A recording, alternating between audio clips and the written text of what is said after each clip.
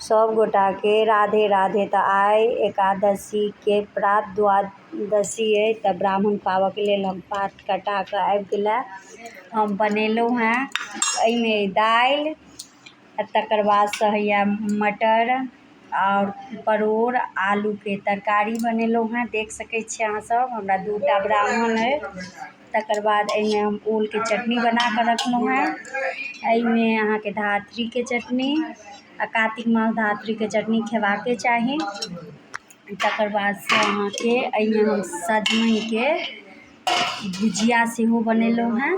ई सजमनि के भुजिया भेल और तरुआ सब हम काटि के देख सकै छियै राखि लेने छी, जे कि आलू तरुआ है, परोड़ तरुआ है, कोबी तरुआ, तिलकोर तरुआ।